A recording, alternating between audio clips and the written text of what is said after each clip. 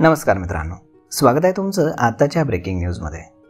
मित्रांनो, महाराष्ट्रातील राजकारणामध्ये सध्या मोठी चर्चा सुरू झाली आहे। राज्य सरकारने जाहीर केलेल्या लाडकी बहीण योजनेवरून उद्धव ठाकरे आणि मुख्यमंत्री एकनाथ शिंदे यांच्यामध्ये चांगलीच खडाजंगी पाहायला मिळते। मुख्यमंत्री एकनाथ शिंदेंनी उद्धव ठाकरेंना टोला लगावलाय की ज्यांना सख्खे भाऊ समजले नाहीत त्यांना लाडकी बहीण योजना काय समजणार। तर पाहूयात की नक्की मुख्यमंत्री एकनाथ शिंदे यांनी काय म्हटले। विधानसभेमध्ये बोलताना मुख्यमंत्री एकनाथ शिंदे म्हणाले की काही लोकांनी लाडकी बहीण योजनेवरती टीका केली आहे। लाडक्या बहिणींसाठी योजना आणली, मग लाडक्या भावाचं काय, असं काही जणांनी विचारलंय। मात्र ज्यांना सख्खे भाऊ कधी समजले नाहीत त्यांना लाडकी बहीण योजना काय समजणार म्हणा। मुख्यमंत्री शिंदे पुढे बोलताना म्हणाले की आम्ही लाडक्या बहिणींबरोबरच लाडक्या भावांचा देखील विचार केलाय।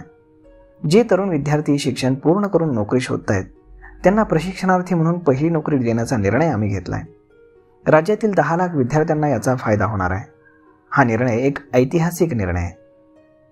आमच्या निर्णयांमुळे अनेकांच्या पोटामध्ये दुखायला लागले। आम्ही अन्नपूर्ण योजना सुरू करून महिलांची चिंता दूर केली।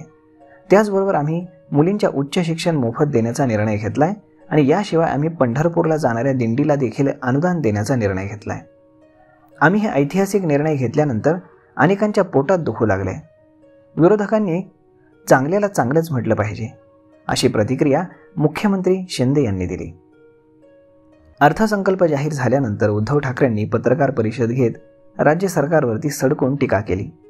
यावेळी बोलताना त्यांनी लाडकी बहीण योजनेवर देखील प्रतिक्रिया दिली। राज्य सरकार लाडकी बहीण योजना आणत असेल तर आम्ही त्याचं स्वागतच करू, परंतु लाडक्या बहिणीबरोबरच लाडका भाऊ योजना सुद्धा सरकारने आणावी। तसेच महिला आणि पुरुष असा भेदभाव न करता दोघांनाही समान न्याय द्यावा, असं उद्धव ठाकरे यांनी म्हटलं होतं। आता उद्धव ठाकरे यांची बुद्धी पाहता ते तेवढंच म्हणू शकतात, असं एकनाथ शिंदे यांनी प्रतिक्रिया देताना म्हटलंय। तर मित्रांनो, उद्धव ठाकरेंनी केलेली ही टीका आणि बहिणींचा केलेला हा अपमान तुम्हाला ठीक वाटतो का, हे तुम्ही आम्हाला कमेंट करून नक्कीच सांगा। आणि जर हा व्हिडिओ तुम्हाला आवडला असेल तर आपल्या जवळच्या मित्रमंडळींसोबत देखील हा व्हिडिओ तुम्ही शेअर करायला विसरू नका। धन्यवाद।